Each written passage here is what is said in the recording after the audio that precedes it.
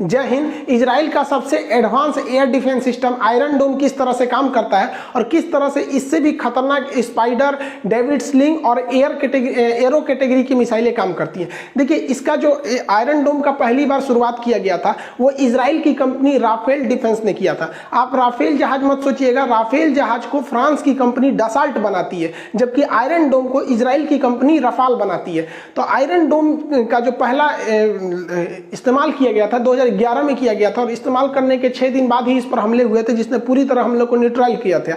ये आयरन डोम क्यों कहते हैं? आयरन मतलब होता है लोहा और डोम का मतलब एक गुंबद टाइप का। इस तरह से शहरों को एक लोहे की समझ जाइए कि एक प्रोटेक्शन देता है, इसलिए इसका नाम आयरन डोम रखा गया। हालांकि शुरुआत में कहा गया था इसका कासम प्रोटेक्शन नाम रहना चाहिए, क्योंकि जो भी गाजा से रॉकेट हमले होते हैं वो कासम कैटेगरी के रॉकेट ही हमले होते हैं। ये कैसे काम करता है? इसका सबसे छोटा जो वर्जन होता है वो आयरन डोम होता है, बाकी सब इससे ज्यादा एडवांस होता है। लेकिन इजराइल को सबसे ज्यादा जरूरत जो है वो आयरन डोम की है।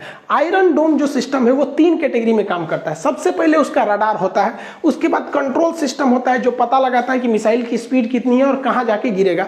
उसके बाद होता है लॉन्चर जो मिसाइल को मारता है, यहां से आयरन डोम नाम की जो मिसाइल है उसको यहां से मारता है। तो ये 3 सिस्टम होता है। तो दिमाग में बैठा के रखना है कि 3 सिस्टम है। यहां से दुश्मन का मिसाइल मारेगा तो 3 सिस्टम द्वारा उसे न्यूट्रलाइज किया जाएगा। अब एक एक करके इन तीनों को हम लोग समझते हैं। आयरन डोम सिस्टम को मूवेबल होते हैं, वो किसी भी तरह से गाड़ियों पे, ट्रक पे ले जाके एक जगह से दूसरे जगह पे ले जाया जा सकता है। तो इसे इजीली मूव किया जा सकता है और कहीं एक जगह फिक्स कर दिया जाता है। जैसे ही हमास या गाजा पट्टी से कोई भी रॉकेट को दागा जाता है, आपको पता है कि ये लोग कासम रॉकेट को दागते हैं। ये लगभग बहुत छोटा रॉकेट होता है, इसमें खुद के गाइडेंस सिस्टम नहीं होते। कई बार ये रॉकेट तो गाजा में से दागिएगा तो गाजे में गिर जाते हैं। कभी कभी दिवाली का रॉकेट हम लोग भी छोड़ते हैं तो अपने यहाँ जाके गिर जाता है। तो इसमें कोई गाइडेंस सिस्टम नहीं है। इसी वजह से देखेंगे ये 2000-3000 मारते हैं, क्योंकि इनको भी नहीं पता है कि कौन कहाँ जाके गिरेगा। ये आर्मी वगैरह पे नहीं, कहीं जाके गिरे, बस उधर जाके गिरना चाहिए। तो इनको जैसे ये लोग यहाँ से दागते हैं तो ये जो आयरन डोम पूरा सिस्टम है, इसका रडार सबसे पहले इसे डिटेक्ट करता है, कि पकड़ता है कि रडार में कहां आ रहा है। और रडार सिग्नल से जब उसको पकड़ लिया जाता है, इस रडार से ये रडार को इजीली मूव कराया जा सकता है एक जगह से दूसरी जगह पे। इस आयरन डोम का रडार जो होता है वो दुश्मन को पकड़ लेता है। ये आयरन डोम का रडार है, ये दुश्मन के आते हुए मिसाइल या किसी भी हमले को डिटेक्ट कर देगा और ये डिटेक्ट करने के बाद पूरा कैलकुलेशन कर लेगा कितनी स्पीड में आ रहा है और ये कमांड सेंटर को भेज देगा। कमांड सेंटर का डिसाइड करेगा कि इसको मार के गिराना है कि नहीं। ये इंटरसेप्टर मिसाइल से इसे मार के गिरा देगा। रडार पकड़ने के बाद ये रडार इसको भेज देती है कंट्रोल सिस्टम को।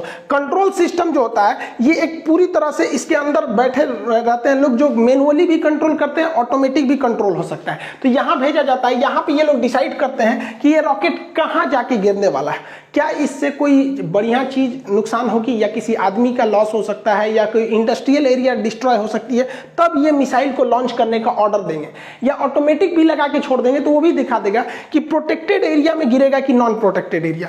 जैसे इजराइल का ज्यादातर भूमि पथरीला है, पानी की किल्लत है। अब जैसे ये वाले एरिया में कोई नहीं रह रहा है, यहाँ पे कोई नहीं रह रहा है, ये वाला एरिया में यहाँ के शहर बसे हुए हैं, तो जो रडार है वो सिग्नल भेजेगा कंट्रोल यूनिट को और बताएगा कि ये जो आपका रॉकेट है ये यहाँ पर गिरने वाला है। तो कंट्रोल यूनिट कहेगा भाई गिरने वाला है तो गिरने दो ना, वहां कोई रहता ही नहीं है। इसीलिए सायरन बजता है जब आयरन डोम किसी रॉकेट को पकड़ता है कि मतलब आप प्रोटेक्टेड एरिया में आ जाइए। तो कोई इधर उधर रह रहा होगा तो उसको बता दिया जाए इधर आओ, सोच रखो पड़िए पे गिर जाएगा तुरंत। मेन सिस्टम होता है इस इंटरसेप्टर का, जिसे हम बैटरी कहते हैं। बैटरी जो होती है मिसाइलों की एक ग्रुप होती है जिसको झोंपा कहते हैं बैटरी। इस बैटरी में ना इधर से देखेंगे तो 4 लाइन दिखेगी, 1 2 3 4, लेकिन ऊपर से देखेंगे ना तो 5 तो दिखेगा, 1 2 3 4 5। तो 4 इधर से 5 इधर से, यानी एक बैटरी में टोटल इनकी 20 इंटरसेप्टर मिसाइल होती है। इस इंटरसेप्टर मिसाइल को तामीर मिसाइल कहते हैं। तामीर मिसाइल ही जाके मारता है, लेकिन जो रडार पकड़ता है, कंट्रोल सिस्टम डिसाइड करता है कहां गिरेगा और जो इंटरसेप्टर इसे ऑर्डर दिया जाता है, ये पूरे सिस्टम को हम आयरन डोम कहते हैं। लेकिन मेन मिसाइल मारने का काम ये तामीर मिसाइल ही इसे मारने का काम करता है। आयरन डोम की एक बैटरी में 20 ठो तामीर इंटरसेप्टर मिसाइल होती है। इंटरसेप्टर मतलब होता है जो दूसरे को जाके मारता है। लेकिन इस तामीर मिसाइल की खराबी क्या है, इसके पास किसी भी टाइप का नेविगेशन सिस्टम, मतलब आप कहिए तो इसके पास खुद का रडार नहीं होता है। तो ये कैसे पता करता है, तो जमीन पे बैठा रडार जो देखा है उस रॉकेट को, या उस जो हमला किया गया हमास की ओर से जो रॉकेट वगैरह उसको देखा है, तो ये उसको बताता है कि भाई दाहिने मुड़, रॉकेट इधर जा रहा है उधर जा रहा है। तो ये अपने गाइडेंस का यूज नहीं करता है, बल्कि इस रडार के गाइडेंस का यूज करके उसे इंटरसेप्ट करता है। अब इस मिसाइल में दो चीजें होती हैं। एक जो आगे का वारहेड होता है, ये नोक यहाँ पर, इस पे इलेक्ट्रिक ऑप्टिकल वेव रहते हैं। ये इलेक्ट्रिकल ऑप्टिकल वेव चारों ओर निकलते रहते हैं, ये दिखते नहीं है लेकिन वेव निकलते हैं। और इनमें खासियत क्या होता है कि कोई भी इंसान, कोई भी चीज अगर इस वेव से टकराएगी तो इसके पीछे एक फ्रेगमेंट में सेंसर लगा हुआ है, जिसमें टुकड़ों में बारूद भरा हुआ है, छोटे छोटे टुकड़ों में। इससे कोई भी चीज इसके पास से अगर गई तो ये तुरंत बता देगा कि मेरे बगल से कुछ गुजरा है, ये खुद को फाड़ लेता है। तो ध्यान दीजिएगा कि ये जो तामीर मिसाइल है, ये आमने सामने कभी किसी मिसाइल को नहीं मारता है, बल्कि जब ये किसी मिसाइल के बगल से गुजर रहा होता है, तो इसके बगल से जो मिसाइल गुजरती है, तो इसके द्वारा जो वेव निकल रही है, ये जो वेव निकल रही है, ये वेव क्या करता है, इसको पता चल जाता है कि मेरे बगल से कोई गुजरा है, खुद को फाड़ लो। तो ये क्या करता है, खुद को फाड़ लेता है, जिस वजह से इसके साथ साथ ये भी डूब जाता है। तो कहते हैं ना, हम तो डूबे सनम तुम्हें भी ले डूबेंगे, वही काम करता है ये किसी भी मिसाइलों को आमने सामने हिट करता है, बगल से यहाँ पर। अब इस तरह से हिट करेगा ये, ताकि इसको ज्यादा से ज्यादा क्षति पहुंच सके। तो इस वजह से आप ये मत सोचिएगा कि 90 डिग्री पे आमने सामने लकड़ी चीर रहा है, वैसे नहीं होगा। जैसे यहाँ देखिए, ये है आपका तामीर मिसाइल, ये मार रेडिएशन छोड़ा हुआ है अपना। अब कोई भी इसके संपर्क में, जैसे देखिए ये उधर से संपर्क में आया है, ये टूटेगा और ये पूरी तरह से ब्लास्ट कर जाएगा। तो याद रखिएगा, ये पैरेलली जाके ब्लास्ट करता है, 90 डिग्री पे नहीं। जब कभी भी तामीर मिसाइल इस तरह से रहता है तो ये बहुत ज्यादा घातक हो जाता है और इसके बचने की संभावना ना हो जाती है। इसलिए कहा जाता है 90% ही कारगर होता है, 10% में कभी कभी ये मिस कर जाता है। अगर ये 90 डिग्री पे होगा, ऐसे दुश्मन का मिसाइल ऐसे है और ये ऐसे जाएगा, तो इसमें बचने की संभावना इसकी ज्यादा हो जाती है। इसलिए ये तरीका अनसक्सेस हो जाता है। इसको कैसे समझेंगे, जैसे समझिए, ये है हमारा तामीर मिसाइल। यहाँ देखिए, ये कलम जो है ये मिसाइल है, इसमें हम ये जो कागज जोड़ दिए हैं, ये बता रहा है कि इससे क्या निकल रहा है, ऑप्टिकल वेव्स निकल रहे हैं।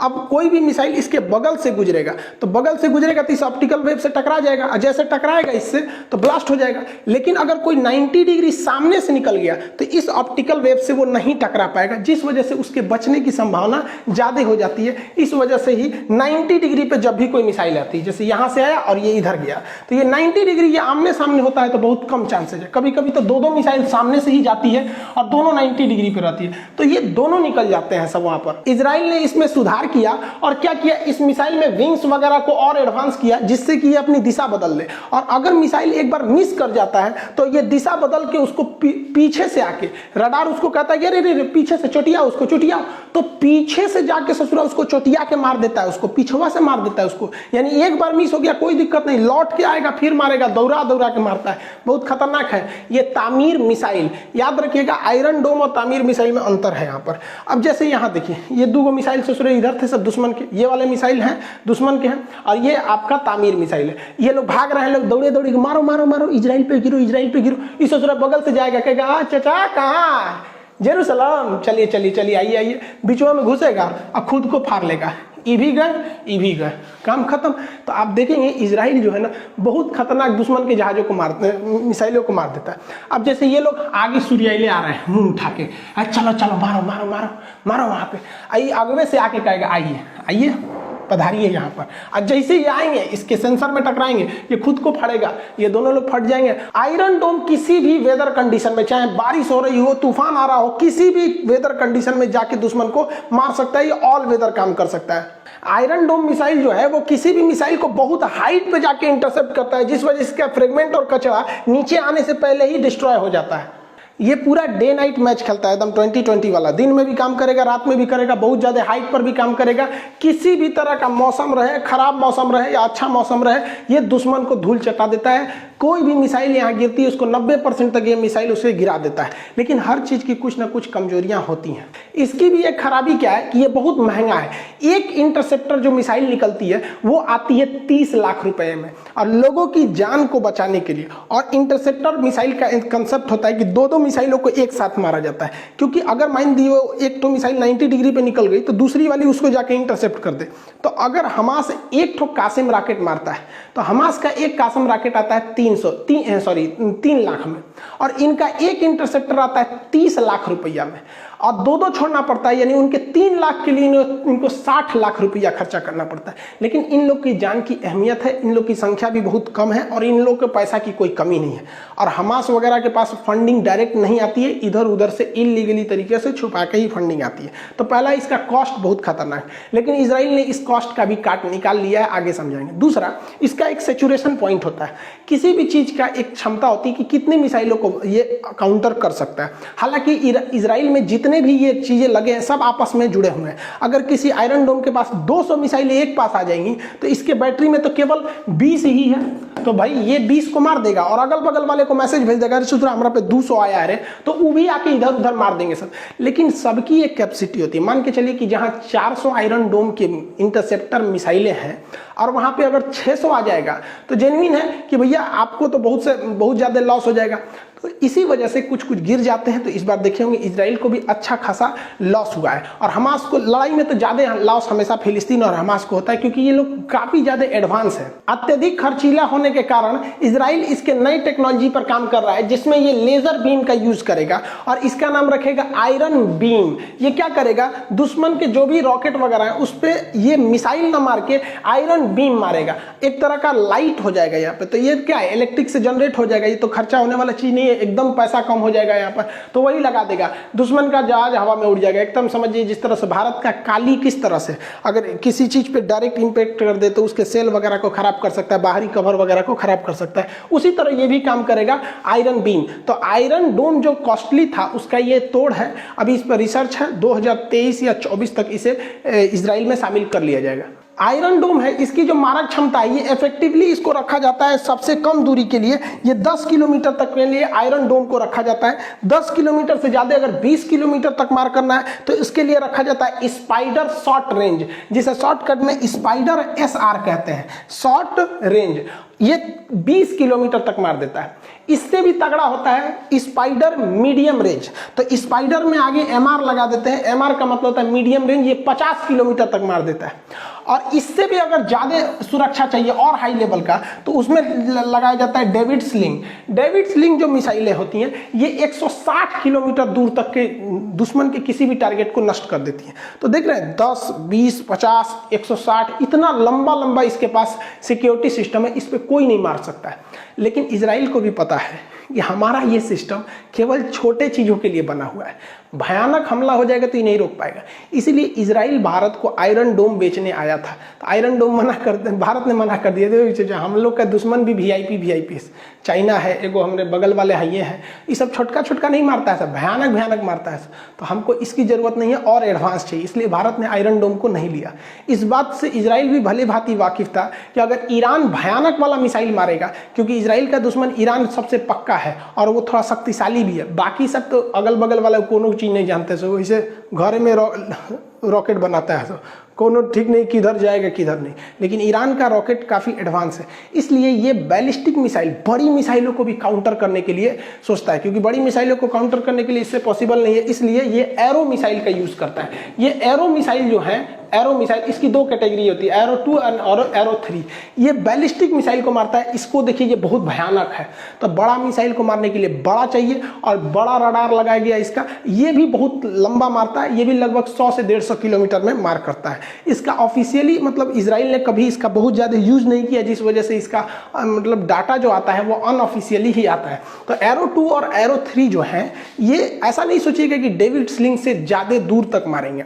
जितना डेविड स्लिंग मारता है उतना ही ये भी मारेंगे। लेकिन आयरन डोम, स्पाइडर और डेविड स्लिंग ये छोटे टारगेट, हेलीकॉप्टर, जहाज वगैरह के लिए, लेकिन भयानक के लिए ये एरो आता है। अभी इससे ऊपर भी बैलिस्टिक मिसाइल डिफेंस सिस्टम पर इजराइल काम कर रहा है। इस तरह से आप देखेंगे तो इजराइल के पास कितने लेयर की सिक्योरिटी है, Arrow 3, Arrow 2, David Sling, Iron Dome, Spyder short range, Spyder medium range, इस तरह से काफी ज्यादा खुद को सिक्योर कर रखा है इजराइल ने। इजराइल की जो जहाजें होती हैं, नौसेना की जहाजें, उसको भी वो सुरक्षा दिया, क्योंकि नौसेना की जहाज जाएगी और उसी पे कोई मार देगा तब। तो नौसेना की जहाजों के लिए इसने क्या रखा है, सी डोम। सी डोम, तो डोम का मतलब क्या होता है, गुंबद की तरह इस तरह बना दिया। तो इसको सी को वो वाला सी ना लिख के ये वाला सी लिखते हैं, तो सी डोम है, ये जहाजों की पूरी तरह से रक्षा करता है। सी डोम के अंदर बहुत सारी बैटरी होती है जिसके अंदर इंटरसेप्टर मिसाइलें होती हैं। ये इंटरसेप्टर मिसाइलें जैसे ही रडार के नज़र में कोई दुश्मन का जहाज या ड्रोन कुछ भी आता है, ये मार गिराती है। जैसे ये दुश्मन का जहाज है, इसने 2 मिसाइलें को फायर किया है।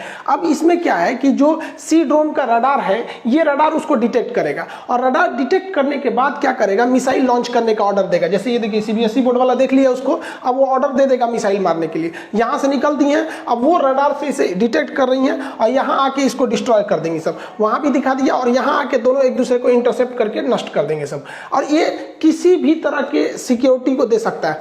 अब दुश्मन का कोई भी मिसाइल आए, उसको ये जाके इजीली इंटरसेप्ट करके गिरा देता है, चाहे वो हेलीकॉप्टर से। जैसे यहाँ हेलीकॉप्टर से देखेंगे, एक मिसाइल मारा गया है और एक हेलीकॉप्टर है, तो यहाँ से 2 रॉकेट गया है, एक मिसाइल को मार दिया, एक हेलीकॉप्टर को मार के गिरा देगा। अगर कोई पनडुब्बी से मार रहा है नीचे नीचे, तो ये जाके उसका रडार उस पनडुब्बी को भी ढूंढ के वहां से फायर किए गए मिसाइल को भी मार के काउंटर करके गिरा देता है। अगर कोई ड्रोन वगैरह है, आजकल ड्रोन का बहुत यूज हो रहा है, तो ड्रोन को भी तगड़ा करके दौड़ा के ये पूरी तरह से उजाड़ देता है इस ड्रोन को। ये पूरी तरह एक शिप को एक तरह से डोम यानी गोल गुंबद की तरह दे देता है, इसलिए इसे सी डोम कहते हैं। इजराइल इतना ताकतवर है और इतना एडवांस है, इसीलिए इजराइल जिंदा भी बचा है। और इजराइल जो है वो सीज फायर भी कर दिया है। जरा आप खुद सोच के देखिए कि अगर इजराइल के इतना पावरफुल हमास रहता या गाजा उतना पावरफुल, उतना एडवांस रहता है और इजराइल गाजा की तरह कमजोर रहता टेक्नोलॉजी के मामले में, तो क्या ये उसको सरेंडर करने का मौका देता? नहीं देता। इसलिए अंतर्राष्ट्रीय मैटर पे क्या मैटर करता है कि हमारी युद्ध में हमारी सेना कितनी ताकतवर है। आप याद कीजिए 1962 में जब चाइना हमारे ऊपर एक तरफा हमला कर रहा था, तो हम लोग उतने पावरफुल नहीं थे, हमारे सैनिकों के पास बूट नहीं था, कैनवास के जूता पहने थे। उस समय रूस भी बचाने नहीं आया था, क्योंकि चाइना की आदत है जब दुनिया बिजी रहती है तभी हमला कर देता है। उस समय रूस खुद ही अमेरिका से बिजी चल रहा था क्यूबन मिसाइल क्राइसिस को लेकर। इवन आप पाकिस्तान को भी देखिए, जब हम लोगों ने उसे 1971 में धो दिया और उसका पूर्वी पाकिस्तान छीन लिया और बांग्लादेश बन गया, तो क्या पाकिस्तान को बचाने चाइना आया? नहीं आ पाया। तो इसलिए सबको कहते हैं कि इंटरनेशनल मैटर पे खुद का टेक्नोलॉजी, खुद का पैसा, यही सब काम आता है। इसलिए भारत सरकार को भी चाहिए कि दूसरे देशों पर आत्मनिर्भर न हो। दूसरे देशों पर अगर हम निर्भर रहेंगे तो दिक्कत हो जाएगा। हमें अपनी टेक्नोलॉजी पर आत्मनिर्भर होना पड़ेगा। और इसमें अभी जैसे अमेरिका हो गया, फ्रांस हो गया, इन लोग का डिफेंस इतना अच्छा कैसे हो गया? इनकी मिसाइलें अच्छी क्यों गई? क्योंकि इन्होंने प्राइवेट सेक्टर को आगे किया। अगर भारत में भी रिलायंस हो गया, अडानी, टाटा, ये बहुत कम लेवल पे अभी भाग ले रहे हैं। अगर इन्हें बहुत ज्यादा लेवल पे भाग लेने दिया जाएगा तो ये भी बहुत एक से एक हथियार बनाएंगे। भारत सरकार को क्या है, भाई इनसे खरीद ले, इन पर बैन लगा दे कि आप अपनी टेक्नोलॉजी दूसरे को नहीं दे सकते। और इसमें डरना नहीं चाहिए, कोई दूसरे की टेक्नोलॉजी कॉपी नहीं कर सकता, क्योंकि कॉपीराइट चला जाएगा उस पर। किसी भी चीज कॉपीराइट चला जाता है, आपको उसमें कुछ ना कुछ चेंज करने ही पड़ जाएंगे। वरना राफेल तो हम भी खरीद के लाए हैं, क्या अपना बना लेंगे? नहीं बना पाते हैं, क्योंकि उसके अंदर मॉडल बना पाए, काफी सब पे होता है। तो अब आई होप भारत सरकार को भी इस पे कदम बढ़ाना चाहिए और आने वाले 10-20 साल में हम भी अपने देश को देख सके कि एक शक्तिशाली देश के रूप में जो किसी भी विदेशी दबाव में काम न करे। आई होप आप इसे समझे होंगे। मिलेंगे नेक्स्ट क्लास में। जय हिंद।